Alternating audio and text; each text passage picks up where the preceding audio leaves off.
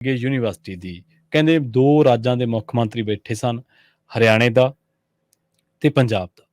ਦਾਅਵਾ ਇਹ ਕੀਤਾ ਜਾ ਰਿਹਾ ਸੀਗਾ ਕਿ ਹਰਿਆਣੇ ਵਾਲੇ ਪੇਸ਼ਕਸ਼ ਲੈ ਕੇ ਆਏ ਆ ਵੀ ਫੰਡਾਂ ਦਾ ਖਰਚਾ ਅਸੀਂ ਚੱਕ ਲਾਂਗੇ ਤੇ ਯੂਨੀਵਰਸਿਟੀ ਦੇ ਵਿੱਚ ਸਾਡੀ ਸਾਂਝ ਭਿਆਲੀ ਕਰ ਲਓ ਤੁਸੀਂ। ਪਰ ਮੁੱਖ ਮੰਤਰੀ ਸਾਹਿਬ ਕਹਿੰਦੇ ਅੜ ਗਏ ਆ। ਬਿਆਨ ਦਿੱਤਾ ਮੁੱਖ ਮੰਤਰੀ ਸਾਹਿਬ ਨੇ ਵੀ ਅੱਜ ਯੂਨੀਵਰਸਿਟੀ ਖਰੀਦਣੀ ਚਾਹੁੰਦੇ ਆ ਤੇ ਕੱਲ ਨੂੰ ਪੰਜਾਬ ਦਾ ਸੌਦਾ ਕਰਨਗੇ। ਹਰਿਆਣਾ ਪੇਚ ਕਾਹਤੋਂ ਉਡਾਈ ਆਉਂਦਾ? ਸ਼ਰਮਾ ਜੀ ਦੱਸਿਓ ਜ਼ਰਾ। ਪਹਿਲਾਂ ਵਿਧਾਨ ਸਭਾ ਨੂੰ ਲੈ ਕੇ ਕਾਫੀ ਪੇਚ ਫਸਿਆ ਰਿਹਾ। ਪ੍ਰਵੀਨ ਜੀ, ਤੁਸੀਂ ਦਰੁਸਤ ਕਿਹਾ ਕਿ 2 ਸੂਬਿਆਂ ਦੇ ਮੁੱਖ ਮੰਤਰੀ ਬੈਠੇ ਜੀ। ਸੰਵਿਧਾਨਕ ਤੌਰ ਤੇ ਤਾਂ 2 ਸੂਬਿਆਂ ਦੇ ਮੁੱਖ ਮੰਤਰੀ ਉਹ ਸੀਗੇ ਜੀ, ਪਰ ਹਕੀਕਤ 'ਚ ਉੱਥੇ 3 ਮੁੱਖ ਮੰਤਰੀ ਬੈਠੇ ਸੀ। ਪੰਜਾਬ ਦਾ 1 ਬੈਠਾ ਸੀ, ਹਰਿਆਣੇ ਦੇ 2 ਬੈਠੇ ਸੀ। ਠੀਕ ਹੈ। ਪੰਜਾਬ ਦੇ ਰਾਜਪਾਲ ਪੁਰੋਹਿਤ ਹੋਰੀ ਵੀ ਹਰਿਆਣੇ ਵੱਲੋਂ ਖੇਡ ਰਹੇ ਸੀ ਉਸ ਬੈਠਕ ਦੇ ਵਿੱਚ ਜੀ। ਉਸ ਬੈਠਕ 'ਚੋਂ ਹਰਿਆਣੇ ਦਾ ਪੱਖ ਪੂਰ ਰਹੇ ਸੀ ਬਕਾਇਦਾ। ਉਹ ਕੇਂਦਰ ਦਾ ਨੁਮਾਇੰਦਾ ਬਣ ਕੇ ਇਸ ਨੂੰ ਕੇਂਦਰੀ ਯੂਨੀਵਰਸਿਟੀ ਬਣਾਉਣ ਦੀ ਕਵਾਇਦ ਵੱਲ ਵੱਧ ਰਹੇ ਸੀ। ਉਸ ਬੈਠਕ 'ਚ ਜੋ ਸੋਚਿਆ ਜਾ ਰਿਹਾ ਸੀ ਉਹਦੇ ਨਾਲੋਂ ਵੀ 4 ਗੁਣਾ ਵੱਧ ਕੇ ਹੋ ਰਿਹਾ ਸੀ। ਠੀਕ ਹੈ ਪ੍ਰਵੀਨ ਜੀ, ਹਰਿਆਣਾ ਇਸ ਯੂਨੀਵਰਸਿਟੀ ਦੇ ਵਿੱਚ ਆਪਣੇ ਕਾਲਜਾਂ ਨੂੰ ਜੋੜਨ ਦੀ ਤਜਵੀਜ਼ ਲੈ ਕੇ ਹੀ ਨਹੀਂ ਆਇਆ ਸੀ। ਹਰਿਆਣਾ ਫੰਡ ਦੀ ਸੁਨੇਹਾ ਲੈ ਕੇ ਨਹੀਂ ਆਇਆ ਸੀ ਕਿ ਅਸੀਂ ਵੀ ਵਿੱਤੀ ਸਹਾਇਤਾ ਕਰਨ ਲਈ ਤਿਆਰ ਹਾਂ। ਹਾਂਜੀ। ਹਰਿਆਣਾ ਤਾਂ ਪੰਜਾਬ ਦਾ ਫੈਸਲਾ ਲੈ ਕੇ ਵੀ ਆਇਆ ਸੀ। ਕਹਿੰਦਾ ਚੱਕੋ ਜੀ, ਸਾਡਾ ਅੰਬਾਲਾ ਜ਼ਿਲ੍ਹਾ ਜੋੜ ਦਿਓ, ਸਾਡਾ ਜਮਨਾ ਨਗਰ ਜੋੜ ਦਿਓ, ਹੈ ਨਾ, ਸਾਡਾ ਪੰਚਕੂਲਾ ਜੋੜ ਦਿਓ ਤੇ ਤੁਸੀਂ ਆਪਣਾ ਰੋਪੜ ਮੋਹਾਲੀ ਜੋੜ ਲਓ। ਉਹ ਤਾਂ ਸਾਡੇ ਵਾਲਾ ਵੀ ਫੈਸਲਾ ਆਪ ਕਰਕੇ ਆਏ ਸੀ ਕਿ ਅਸੀਂ ਕਿਹੜੇ ਕਾਲਜ ਕਿਹੜੀ ਯੂਨੀਵਰਸਿਟੀਆਂ ਜੋੜਨੇ ਆ। ਉਹ ਆਪਣੀ ਤਜਵੀਜ਼ ਪੂਰੀ ਕਰਕੇ ਲਿਆਏ ਸੀ ਕਿ ਹਾਂ ਆਹ ਖਾਕਾ ਹੈ।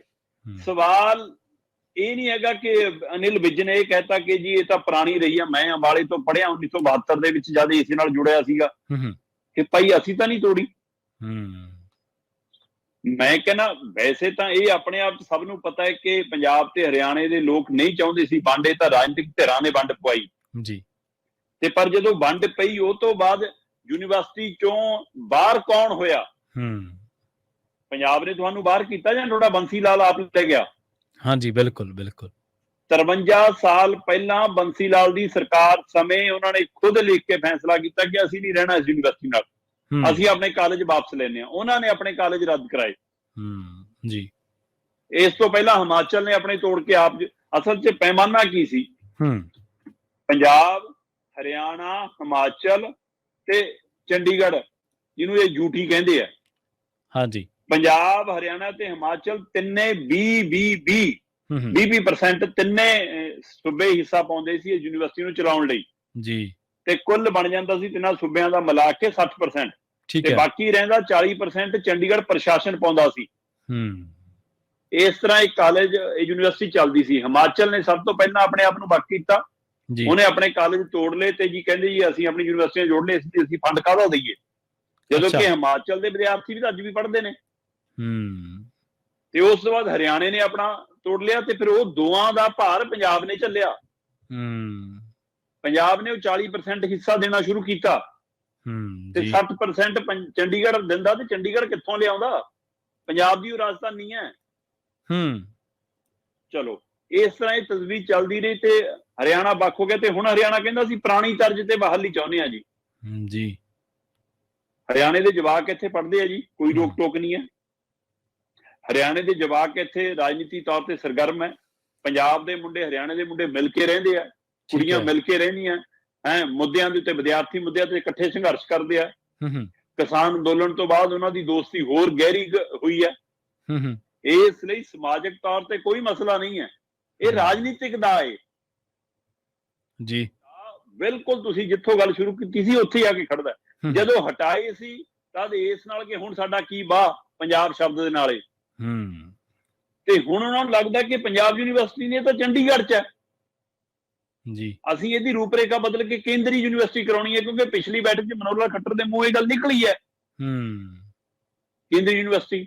ਤੇ ਪੰਜਾਬ ਦੇ ਮੁੱਖ ਮੰਤਰੀ ਪ੍ਰਕਾਸ਼ ਸਿੰਘ ਬਾਦਲ ਦਾ ਹਵਾਲਾ ਦਿੱਤਾ ਕੱਲ ਭਗਵੰਤ ਮਾਨ ਨੇ ਕਿ ਇਹ ਵੀ ਕੇਂਦਰ ਨੂੰ ਲਿਖ ਕੇ ਦੇ ਸੀ ਕੇਂਦਰੀ ਬਣਾ ਦਿਓ, ਸੈਂਟਰਲ ਯੂਨੀਵਰਸਿਟੀ ਬਣਾ ਦਿਓ ਜੀ।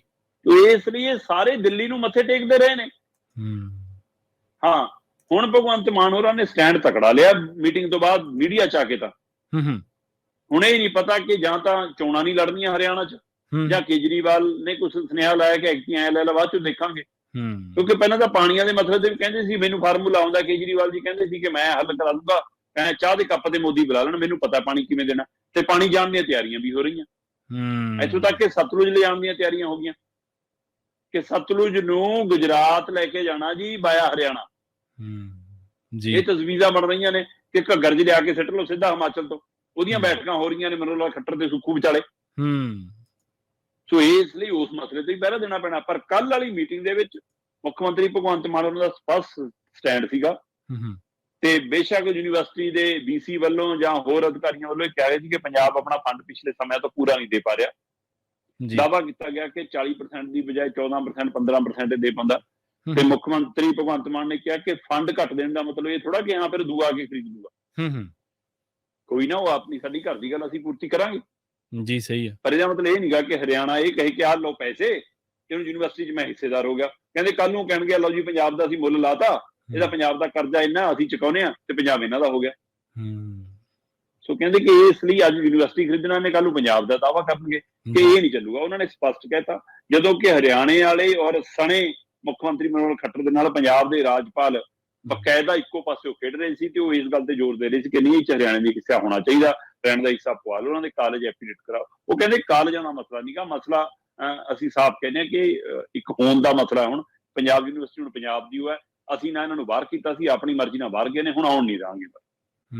ਸੋ ਸਪਸ਼ਟ ਹੈ, ਕਿਉਂਕਿ ਪ੍ਰਵੀਨ ਜੀ ਚਾਹੇ ਸਾਡੇ ਸੈਕਟਰੀਏਟ ਦੇ ਵਿੱਚ ਹਿੱਸੇ ਦੀ ਗੱਲ ਆਉਂਦੀ ਹੈ, ਚਾਹੇ ਪੰਜਾਬ ਵਿਧਾਨ ਸਭਾ ਦਾ ਵਾਧਾ ਲੈਣ ਦੀ ਥਾਂ ਕਰਦੇ ਨੇ, ਕਦੇ ਕਹਿੰਦੇ ਚੰਡੀਗੜ੍ਹ 'ਚ ਵੱਖਰੀ ਥਾਂ ਲੈ ਕੇ ਬਣਾ ਲੈਣੀ ਆ, ਕਦੇ ਕਹਿੰਦੇ ਹੁਣ ਪੰਜਾਬ ਯੂਨੀਵਰਸਿਟੀ ਹਿੱਸੇਦਾਰੀ ਲੈਣੀ ਆ। ਇਹ ਸਾਰਾ ਕੁਛ ਚੰਡੀਗੜ੍ਹ ਤੋਂ ਪੰਜਾਬ ਨੂੰ ਬਾਹਰ ਕਰਨ ਦੀ ਕਵਾਇਦ 'ਚ ਪੁੱਟੇ ਜਾ ਰਹੇ ਕਦਮ ਜੀ। ਚੰਡੀਗੜ੍ਹ ਤੋਂ ਪੰਜਾਬ ਦਾ ਹੱਕ ਖਤਮ ਕਰਨ ਦੀ ਕਵਾਇਦ 'ਚ ਪੁੱਟੇ ਜਾ ਰਹੇ ਕਦਮ। ਸੋ ਇਸ ਲਈ ਇਸ ਮਸਲੇ ਤੇ ਭਗਵੰਤ ਮਾਨ ਹੋਰਾਂ ਦਾ ਸਟੈਂਡ ਜੋ ਲਿਆ ਗਿਆ, ਜੇਕਰ ਇਸੇ ਤੇ ਖੜੇ ਹਨ ਤਾਂ ਬਾਕਮਾਲ ਹੈ, ਔਰ ਇਹ ਹੋਣਾ ਚਾਹੀਦਾ ਸੀ। ਕਿਉਂਕਿ ਜਿੱਥੋਂ ਤੱਕ ਸਵਾਲ ਹੈ ਕਿ ਫੰਡਿੰਗ ਦਾ, ਉਸ ਮਸਲੇ ਤੇ ਗੌਰ ਕਰਨਾ ਪੈਣਾ, ਕਿਉਂਕਿ ਯੂਨੀਵਰਸਿਟੀ ਦੇ ਅੰਦਰ ਕਾਫੀ ਜ਼ਿਆਦਾ ਮੁਸ਼ਕਲਾਂ ਆ ਰਹੀਆਂ ਨੇ, ਖਾਸ ਕਰ ਚਾਹੇ ਉਹ ਤਨਖਾਹਾਂ ਦੇ ਮਾਮਲੇ ਨੇ, ਚਾਹੇ ਉਹ ਹੋਰ ਭਰਤੀ ਦੇ ਮਾਮਲੇ ਨੇ, ਚਾਹੇ ਬਿਲਡਿੰਗਾਂ ਦੀ ਰਿਪੇਅਰਿੰਗ ਦੇ ਮਾਮਲੇ ਨੇ, ਕਾਫੀ ਮਾਮਲੇ ਤੇ ਵਿੱਤੀ ਸੰਕਟ ਚੋਂ ਲੰਘ ਰਹੀ ਹੈ ਯੂਨੀਵਰਸਿਟੀ। ਇਹਦੇ ਵਿੱਚ ਕੋਈ ਦੋ ਰਾਏ ਨਹੀਂ, ਪੰਜਾਬ ਯੂਨੀਵਰਸਿਟੀ ਵੱਡੀ ਵਿੱਤੀ ਸੰਕਟ, ਇਸੇ ਤਰ੍ਹਾਂ ਪੰਜਾਬੀ ਯੂਨੀਵਰਸਿਟੀ ਵੀ ਸਾਡੀ ਵਿੱਤੀ ਸੰਕਟ ਚੋਂ ਲੰਘ ਰਹੀ ਹੈ। ਇਹ ਸਾਰੇ ਸਰਕਾਰੀ ਅਦਾਰਿਆਂ ਦੀ ਇੱਕ ਨਵੀਆਂ ਦਿੱਕਤਾਂ ਖੜੀਆਂ ਹੋ ਗਈਆਂ ਨੇ, ਉਹਦੇ ਵਿੱਚੋਂ ਕਿਵੇਂ ਨਿਕਲਣਾ ਇਹ ਵੀ ਸੋਚਣਾ ਪੈਣਾ, ਕਿਉਂਕਿ ਨਹੀਂ ਤਾਂ ਫਿਰ ਦੇਰ ਨਹੀਂ ਲਾਉਂਦੇ ਅਗਲੇ ਪ੍ਰਾਈਵੇਟ ਹੱਥਾਂ 'ਚ ਫੜਾਉਣ ਲਈ। ਇਸ ਮਸਲੇ ਤੇ ਵੀ ਇਸ਼ਾਰਾ ਕੀਤਾ ਮੁੱਖ ਮੰਤਰੀ ਭਗਵੰਤ ਮਾਨ ਦਾ। ਉਹ ਕਹਿੰਦੇ ਕਿ ਇਹ ਬੈਠੇ ਹਰਿਆਣੇ ਦੇ ਮੁੱਖ ਮੰਤਰੀ ਸੀ, ਤਜਵੀਜ਼ ਇਹ ਦੇ ਰਹੇ ਸੀ, ਪਰ ਪੈਸਾ ਇਹਨਾਂ ਦੇ ਬਹਾਨੇ ਕਿਸੇ ਹੋਰ ਨੇ ਲਾਉਣਾ ਕਹਿੰਦੇ। ਸੋ ਇਸ ਦਾ ਮਤਲਬ ਕੀ, ਇਹਦਾ ਵੀ ਪ੍ਰਾਈਵੇਟ ਕਰ ਹੋਣਾ। ਗੋਬਿੰਦਵਾਲ ਥਰਮਲ ਪਲਾਂਟ ਦਾ ਮੁੱਦਾ ਚੱਲ ਰਿਹਾ ਹੁਣ ਜੀ, ਪ੍ਰਾਈਵੇਟ ਥਰਮਲ ਪਲਾਂਟ ਆ ਪਹਿਲਾਂ ਹੀ, ਤੇ ਉਸ ਪ੍ਰਾਈਵੇਟ ਥਰਮਲ ਪਲਾਂਟ ਨੂੰ ਬੰਦ ਕਰਨ ਦੀ ਕਿ ਪ੍ਰਾਈਵੇਟ ਅਸੀਂ ਉੱਥੇ ਰੱਦ ਕਰਨ ਦੀਆਂ ਸਾਰੀਆਂ ਪਾਰਟੀਆਂ ਨੇ ਹਾਮੀ ਭਰੀ, ਪਰ ਹੁਣ ਮਾਨ ਸਰਕਾਰ ਨੇ ਥੋੜਾ ਇੱਕ ਵੱਖਰਾ ਪਹਿਲੂ ਲਿਆ ਕਿ ਆਪਾਂ ਖਰੀਦੇ ਲੈਂਦੇ ਹਾਂ। ਮਾਨ ਸਰਕਾਰ ਉਸ ਥਰਮਲ ਪਲਾਂਟ ਨੂੰ ਖਰੀਦਣ ਬਾਰੇ ਸੋਚ ਰਹੀ ਹੈ, ਪਰ ਉਹਦੇ ਚ 12 ਕੰਪਨੀਆਂ ਨੇ ਅਪਲਾਈ ਕੀਤਾ, ਕੁਝ ਅਡਾਨੀ ਵੀ ਹੈਗਾ। ਠੀਕ ਹੈ, ਸੋ ਇਸ ਲਈ ਇਹ ਵੀ ਇੱਕ ਪਹਿਲੂ ਖੜਾ ਕਿ ਕੀ ਐ ਤਾਂ ਨਹੀਂ ਕਿ ਇਹ ਯੂਨੀਵਰਸਿਟੀ ਵੀ ਕਹਿਣ ਨੂੰ ਹੋਵੇ ਕਿ ਫੰਡ ਅਸੀਂ ਲਾਉਂਦੇ ਆ, ਬਾਅਦ ਚੋਂ ਪ੍ਰਾਈਵੇਟ ਹੋ ਜਾਵੇ।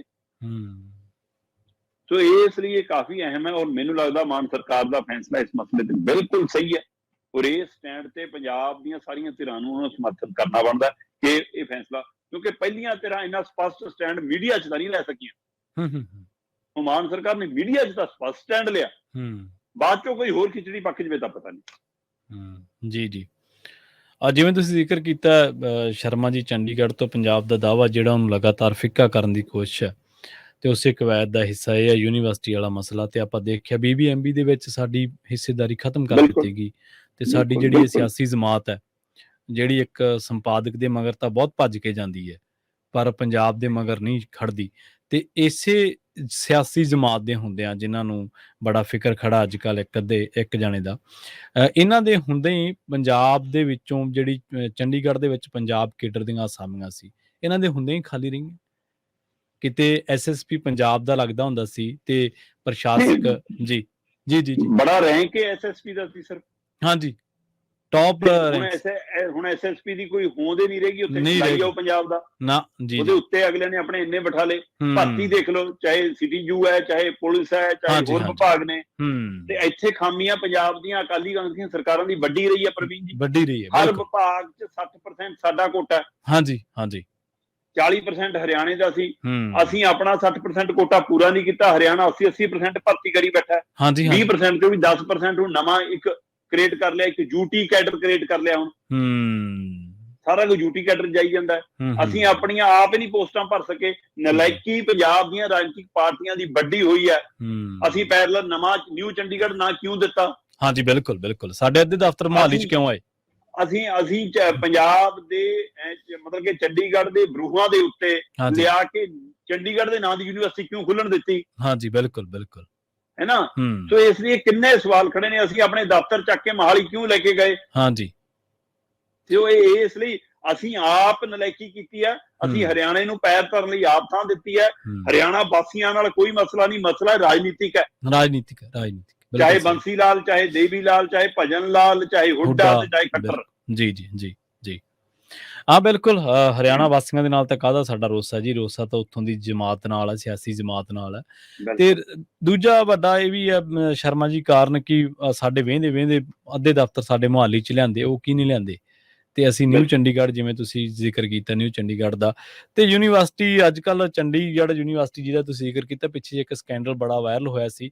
ਤੇ ਪੰਜਾਬ ਦੀ ਅਫਸਰਸ਼ਾਹੀ, ਖਾਸ ਕਰਕੇ ਸਾਡੇ ਔਰਤ ਕਮਿਸ਼ਨ, ਜਿਹੜੀ ਮਹਿਲਾ ਕਮਿਸ਼ਨ ਵਾਲੀ ਬੀਬੀ, ਉਹਨੂੰ ਤਾਂ ਬੜਾ ਫਿਕਰ ਸੀ ਕਿ 2 ਘੰਟਿਆਂ ਦੇ ਵਿੱਚ ਜਾ ਕੇ ਉਹਨੇ ਯੂਨੀਵਰਸਿਟੀ ਵਾਲਿਆਂ ਨੂੰ ਕਲੀਨ ਚਿੱਟ ਦੇ ਦਿੱਤੀ, ਕਿਉਂਕਿ ਤਾਰਾਂ ਤਾਂ ਤੱਕ ਜੁੜਦੀਆਂ।